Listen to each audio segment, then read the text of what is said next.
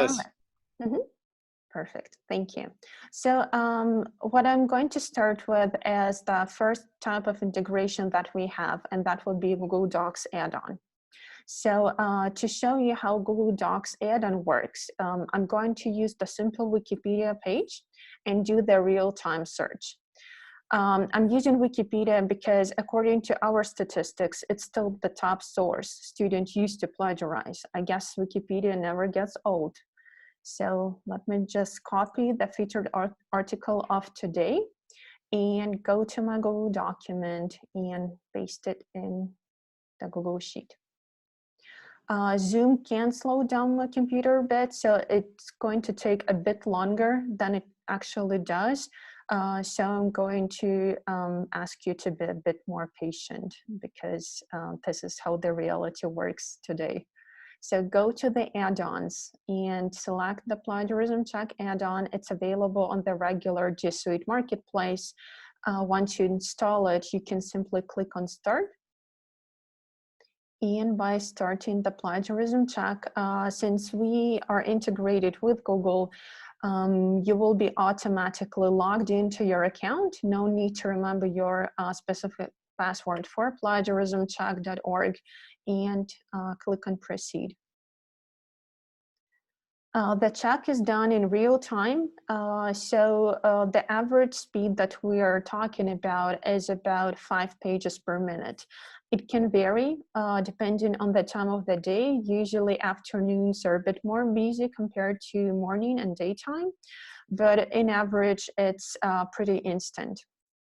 As you can see, this is our 100% plagiarized passage that I have just copied and pasted. In Google Doc add-on, on the right-hand side, you see brief information about the plagiarism score. This is the 100% plagiarism. If we detect similarity in quotes, we put it in a separate section, which is called in quotes, and it is going to be highlighted in the blue color. And the same applies to references. If we find something similar in the reference page, or let's say works cited page or bibliography, it depends on the reference citation style that you're using. We also detect it and put in a separate section so that you know that it's just a match and not actually plagiarism. Okay, we have one more user joining us. So this is the short overview of the report. To actually get the full report, you can click on the view full report and access all the detailed information about the source of plagiarism and the detailed information about what has been taken and from what website. I'm going to show you how the detailed report looks like when we talk about Chrome extension. Let me move this just a bit. Okay, if, for example, you change the document, so for example, add content to it or revise the current content of the document, I would like to scan it once again. Just click on recheck this document and we will do a brand new scan and provide you with a fresh result regarding the plagiarism detection tool. Google Docs add-on works exactly the same for both teachers and students. So when the access level is going to affect the interface, I will let you know how that is. But in case of the Google Docs add-on, both teachers and students see the same result. I'm ready to answer any questions that you have about the add-on before we move forward. Would you like to clarify something? Are there settings that can be changed for the add-on as far as percentage of match, those kinds of things, in order to not have matches that are less than 5% or that kind of thing included? Currently, we don't have that, and our algorithm is actually a bit different compared to, I'm not sure if you're comparing us to Turnitin or not with this question, but what I know is some of the plagiarism detection tools what they have is the number of consecutive words. So it means that, for example, if we detect 5 words in a row that are the same as in some of the other sources, then they should be considered as plagiarism. If it's less, then it's not considered as plagiarism. We went a bit beyond that, because what happened is a student would simply change word order in a sentence.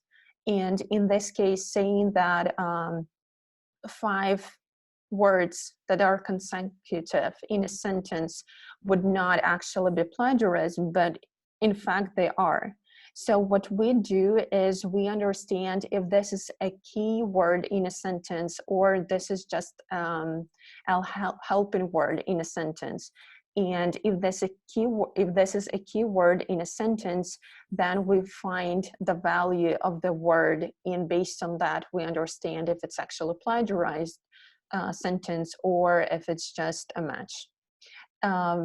And going back to your question, if you can put up a minimum percentage of plagiarism that you kind of like say that, okay, this is fine or this is not.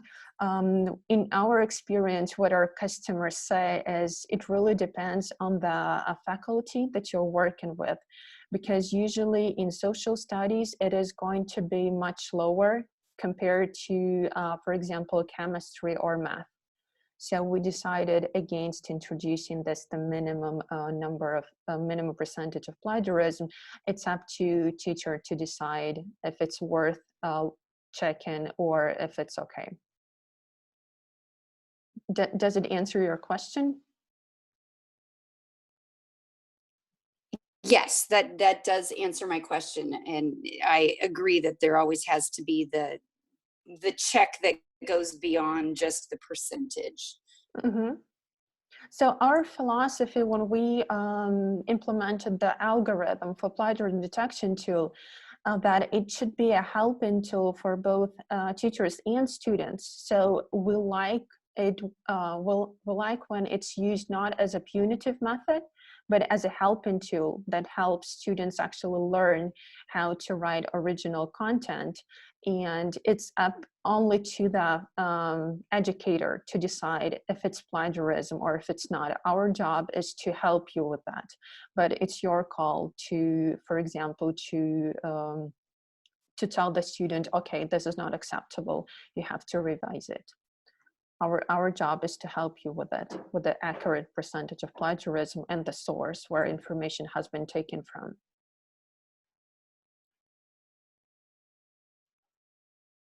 All right, any other questions?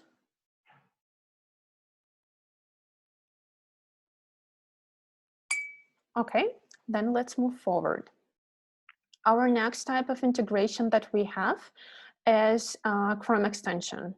So once you are logged into our website, and this is how the interface looks like. I'm logged in as an admin of an account. We call this role owner of an account. What you can do is under the profile, we have a tab called integrations. And here you have multiple integrations available. What you are interested in is Google Classroom and Chrome extension. Since we're using the same type of permission scope for these two type of integrations, once you connect Google Classroom, Chrome extension is going to be connected automatically as well. For Chrome extension, we have an option to subscribe to courses. What it means is, just a moment. What it means is in my demo Google Classroom account, I have just 4 courses that I currently teach as a teacher. And if I subscribe to one of the courses, it means that any submission uploaded by a student is going to be automatically checked for plagiarism. So there is no need to check it manually, and you'll receive a result instantly. As soon as a student uploads the file, we will get it from Google Classroom, check it for plagiarism, and return a result inside Chrome extension, or in case of Google Documents, it is going to be visible directly in Google Classroom. So once you subscribe to some of the courses that you would like to check for plagiarism, your next step would be to open up Chrome extension, and it is available in your browser. So why is this a useful type of integration is that you do not need to actually access plagiarism check page. You can keep on working in your Google Classroom account. So this is, for example, my Google Classroom account. And what I can do is,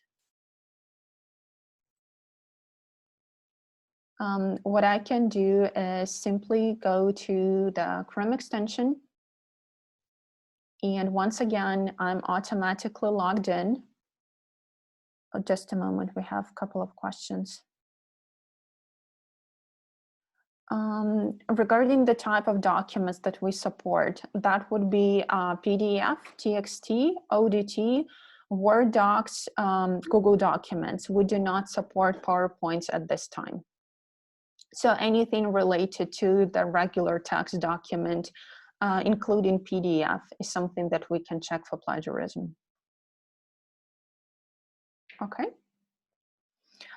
So inside the Chrome extension, you have two tabs, subscriptions and all courses. So first of all, we are going to start with subscriptions. So click on the subscriptions. And previously, when I showed you the Chrome extension integration, previously I have subscribed to 3 of my 4 courses. That's why you can see that in here. I have 3 courses available under the subscriptions tab. So this is copy of English 101, English 101, and government. Within each course, I have a couple of assignments that were already submitted, and this is the name of the assignment, and I can see how many files, how many student submissions were checked within this assignment. So as you can see, John Smith and me uploaded files. And for each file, you get a separate report. So once I click on it, it's going to take me to the actual report, and I'll be able to view it. The same applies to the rest of the courses that we have in here. So simply open up a course, and you will see the student's name, how many files were submitted, and by clicking on each file, you will get access to the full report. But here you can see the overall percentage of plagiarism for each individual file, and what's the maximum percentage of plagiarism for the submission done by this particular student. Any questions so far about the subscriptions and where to view the results?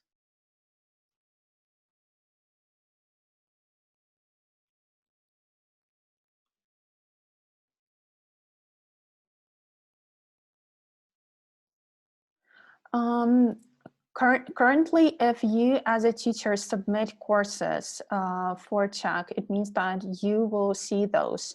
If you'd like to give access to students, they will also be able to submit their personal scores, personal checks, and see the score. So it's really customized system. You decide if you'd like students to have access to the reports or not.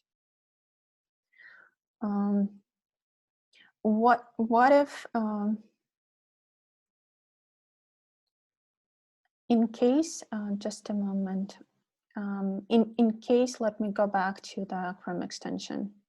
In case you did not subscribe to a course before and would like to check some particular assignment for plagiarism, that's absolutely possible. Simply go to all courses, and here you can select whichever course you'd like to check for plagiarism. And what you can see right here is the information about what type of papers were already checked, and get the results If we receive a file of unsupported format like PNG, which is an image, you get a message saying, okay, this is an unsupported format. We cannot check it for plagiarism. But any new file, like in my case, the student uploaded 3 new papers. If I click on select check all new, it means that all of those files will go to plagiarism check. We will scan them for plagiarism and return back the results, and you'll be able to access the reports. Let me give you one more example about the information that you will see here. If a student created a document, let's say that was a Google Doc for an assignment, but did not click on submit, we will let you know that the student did create an assignment, but it was not turned in yet, so we cannot check it right now. As soon as a student turns it in, we'll be able to scan it for plagiarism. So there are two, going back to do the general overview here under the subscriptions, you get the results for the check that you previously subscribed to, and those are automatic checks. For all courses, you are able to manually select course and coursework and student submission that you'd like to check for plagiarism.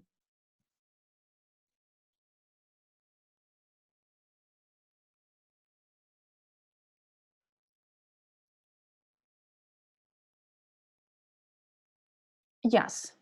I'm answering Libby's question from chat. Is there a way to check for local plagiarism like we can with Turnitin? For example, we can see if a student has shared an essay with a classmate.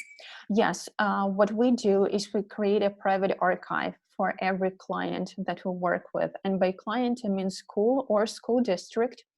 And this is your private archive of your student submissions. If we detect plagiarism that is coming from a different student within your school, we will show you that, okay, it has been plagiarized. And not only that it has been plagiarized from some other student, we will show you who this paper belongs to. I mean, the original file that has been submitted before, so that you know who is the initial author of the document. And you can go back and cross-check the files. But answering your question, yes, we can create an archive for you and check student submissions for plagiarism. Not only against internet, but also against your private depository. Okay, any questions right now that you have about Chrome extension? Or should we move forward? This is Rebecca. Is there a specific place when you say checked against the internet? I know that sometimes we have found that different sections of the internet are excluded from some searches that we do. When you say against the internet, what does that exactly mean? Thank you for the question. Yes, you're right. Sometimes some of the websites are not correctly indexed by either Google or Bing or whichever search engine you're using. So what we do is actually we're searching against all open internet in real time, just in case some new articles are being published or new content is written, just to have them most up-to-date information. For websites that are not that easily indexed by search engines, we do create our personal library of those sources, and we search against this library as well to make sure that we cover most of the information that is available online. And is there a place for customer feedback? Sometimes we find sources that the kids call study aid sites, that we call other things that aren't included. Is customer service open to us contacting them and saying, hey, we keep finding things from this site that aren't being filtered? Is there a way to add those? Yes, absolutely. This is what we work with on a constant basis. So if this happens, our first step is to add the website's content to our own library. If that is not possible, usually we contact our legal department to make sure that content is available to us for search. So there are a couple of steps that we take to make sure that the information from those help and aid websites is also included in the search.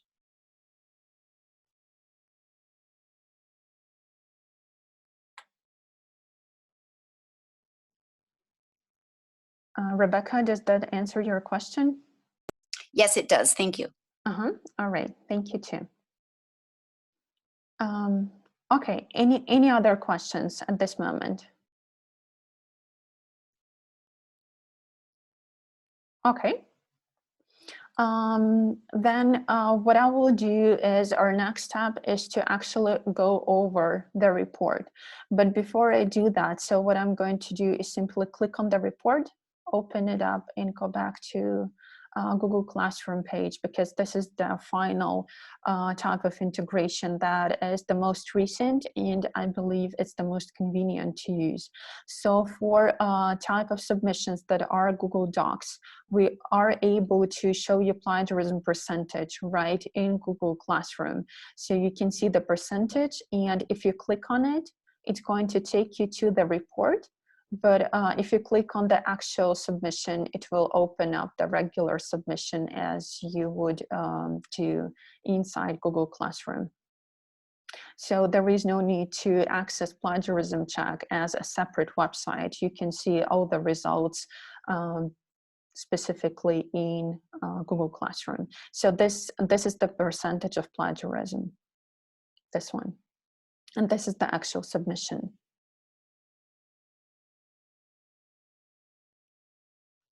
Okay. So going back to the report. So this is the short report that I use for demo purposes.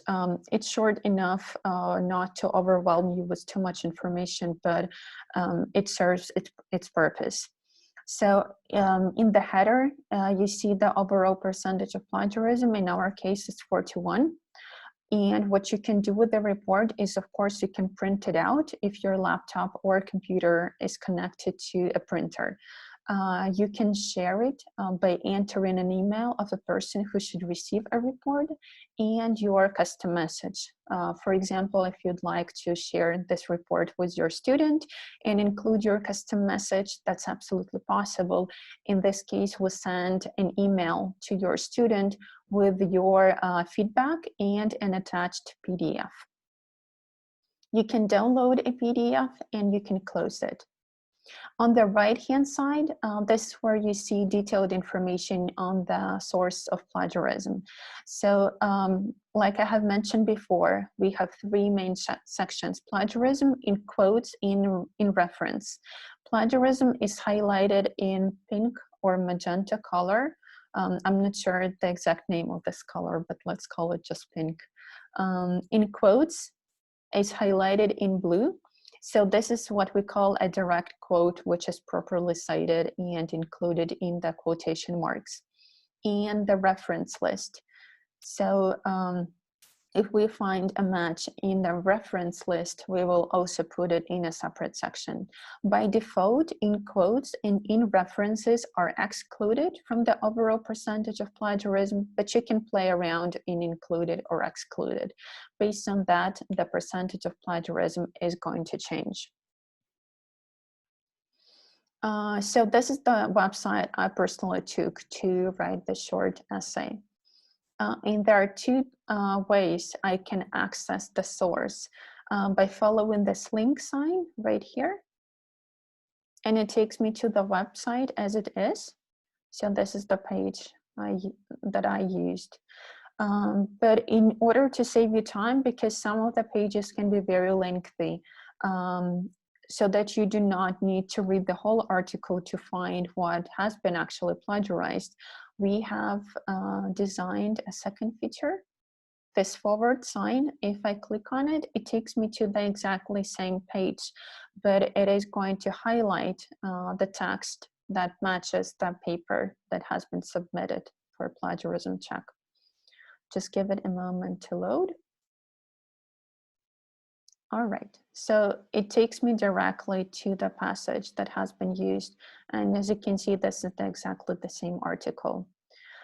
So when we talk about plagiarism, just like I have shown you the Wikipedia case, we can detect word-to-word match, and this is pretty easy to do.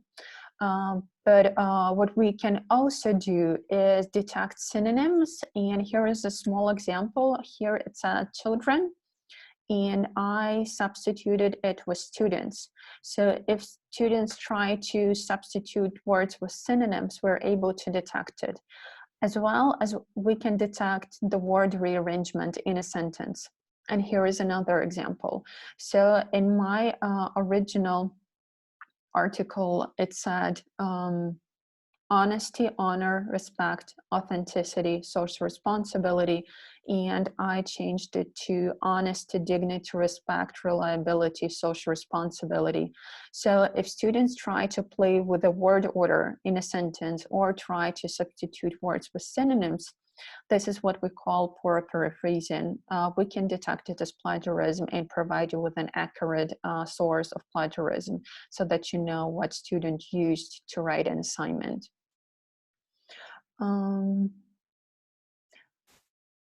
Also, what you can do as a teacher or a faculty member is tell the system to disregard a source of plagiarism. This has been specifically added as per request of one of our clients, because they used to publish their assignments online. So if, for example, you ask students to answer 5 questions and student forgets not to include those 5 questions in the assignment, and they simply copy and paste questions from the website, in order to tell the system to disregard those questions, you can simply remove the check mark from a source and click on Save Changes. And let me show you how it works. Since these two websites contain the same type of information, they give you the same percentage of plagiarism. But if I remove the check marks, the percentage of plagiarism is automatically recalculated, and you can click on Save Changes. The good part is nothing is deleted, so you can go back at any time and tell the system, okay, now I want everything to be included. Students, of course, cannot modify the report. They just see it as it is. So they cannot go and tell the system to, for example, not include this source in the check, but teachers can. We have added this feature just to give you more flexibility with the results that you see inside the report. Do you have any questions so far?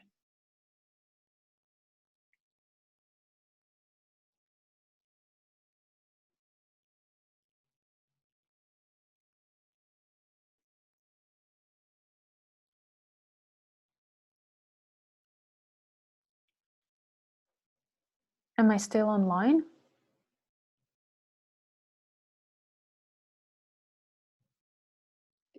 Yes. Yes, you are. Okay, because at some point I thought maybe my Zoom just stopped. Okay. We have another question in chat. Okay, no questions. All right. One more feature that I'd like to show to you today is an option to quickly generate citations. From our experience talking to students, what we discovered is they sometimes struggle with correctly citing a source. So that's why they unintentionally plagiarize text, simply because they either forget to cite a source or find it difficult to format it according to the style that you use in your schools. So in here, we have an inbuilt citation generator that is available for APA, MLA, and Chicago styles. and under each style, you have multiple editions to choose from depending on the one that you're currently using. What I'm going to do is quickly show you how the ISBN search works. So for example, if a student uses a book, all they have to do is use the ISBN number of a book. And as an example, I'm using the Great Gatsby book. So you can use either ISBN 13 or 10. Simply copy the ISBN number and go to ISBN search, paste it in here and click on enter, search. And we find a book, click on it, and all the fields are auto-populated.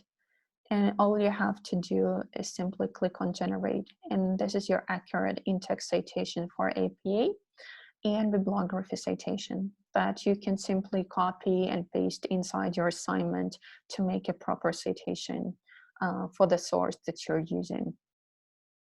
So this is something that can be handy to students while they're formatting their papers, just to avoid plagiarism and learn how to cite sources accurately. Okay. I would say this is pretty much it for today's presentation. What I wanted to show to you today, I'm ready to hear your feedback. What do you think of the integration? Was it easy for you to follow? What questions do you have? And lastly, would you like to receive trial account to test it yourself? And if you'd like to receive a copy of today's webinar, simply contact us at support@plagiarismcheck.org at any time. Yeah, I had a question. When you were explaining how you could see the plagiarism check percentage in Google Classroom, I think you were specifically speaking of Google Docs. Is the procedure the same for other kinds of documents? Does it automatically show up, or do you have to click on it to actually open the full report in order to see it for those other platforms? Yes, thank you for the question. Currently, it works with Google Documents, and I wish we could add it to other type of submissions, but we are a bit limited with the Google Classroom API. At this moment, they allow third parties to alter the interface only for Google Docs. So at this point, this is all information for Google Docs and Google Docs that is available. As soon as they open API for other types of submissions, we'll make sure to add plagiarism score for other types of assignments.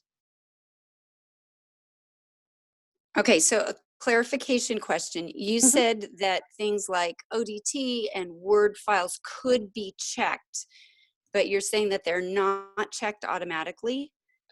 Okay, let me clarify it. So for Google Docs, you can see percentage of plagiarism right here inside the assignment.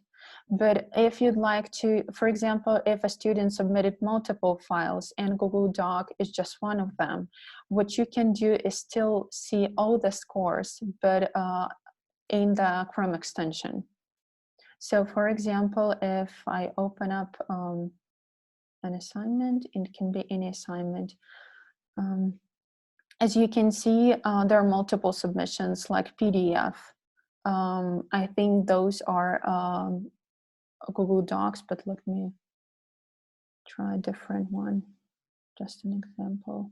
So this one was definitely an open question. So it was not a Google Doc type of assignment, but I have created a type of submission, which was open question and not file submission inside Google Classroom, I mean, and we still can check it. So as long as it's the text, we can check it and the results are definitely going to be visible inside Chrome extension. But as an additional feature for types of Google Docs, you see the percentage right in Google Classroom. I hope it was not too confusing. Just let me know if I should clarify. I think what I need clarification on is if you have an assignment and some students respond with Google Docs and others submit a different kind of file, Mm-hmm. do you have a visual that shows how those different files would show up within that Google Classroom? Because I'm trying to find out if we're going to be limited to only having students submit things on Google Docs in order to be Mm-hmm. able to check them, or whether other things could be checked within the same assignment. So if 3 kids turn in something on a PDF and everybody else turns it in as a Google Doc, Mm-hmm. what's that going to look like?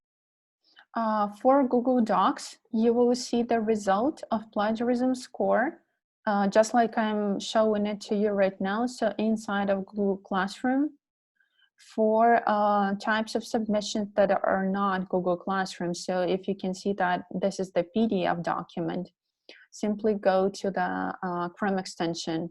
And what I advise you to do is subscribe to courses, just like I have shown you in the integrations right here. Let me quickly go back.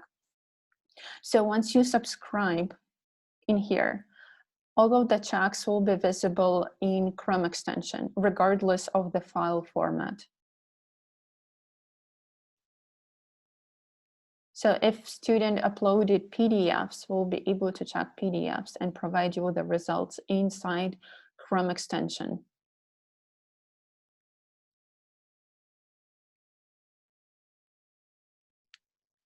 Okay, I think I understand. So think of it as a product or software that is able to check all text type of submissions, including PDF, and the results are going to be listed in Chrome extension. So right here, open the course in coursework, and here you will see student submissions right here. But if a student submitted Google Docs, you will simply be able to see the result here. So this is the additional feature that you have. Not to open Chrome extension, but see the result directly in Google documents. I mean, Google Classroom, I'm sorry. I guess I'm saying so many times the word Google. I'm just getting confused with the Google Classroom, Google Documents, Google Chrome extension.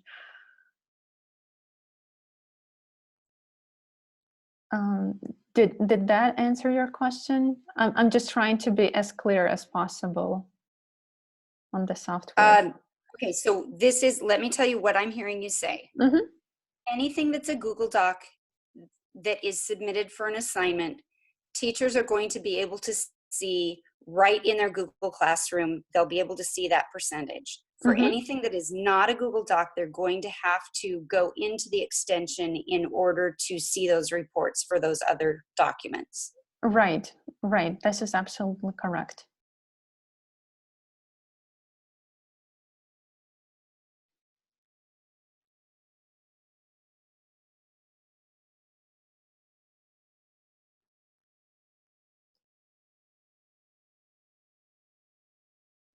Do we have any other questions at this moment?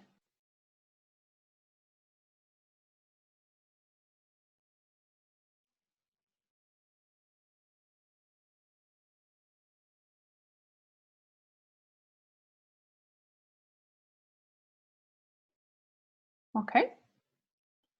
Well, in this case, just a moment.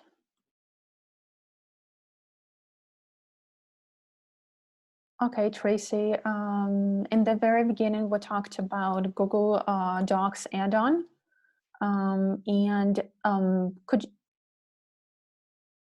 Yes, we can email you a copy of the webinar. This is the overall call to everybody. If you need a copy of a webinar, just let us know and we will email it to you so that you can view it later on. If you'd like to check the details later on.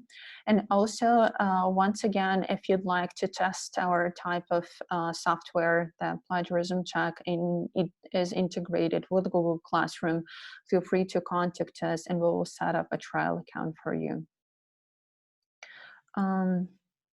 If you have any feedback at this moment, I'm glad to hear it.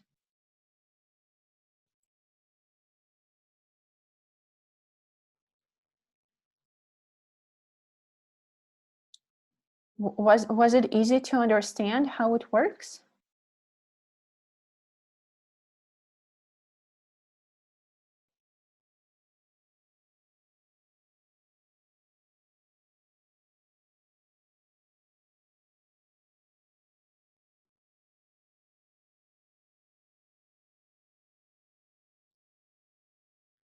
All right. Well, thank you so much, everybody, for your time.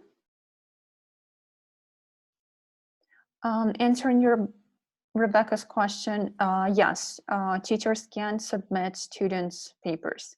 If you do the Google Classroom integration, once you initiate a check, I mean, for example, subscribe to the course, you will be able to get student papers to be checked for plagiarism. Thank you a lot for taking the time to listen to the webinar. We had lots of people who said that they would wish to join, but they're busy today, so I guess I'll be doing another webinar within the next 2 weeks. So if you'd like to join or have any follow-up questions, we will send you an email with more details.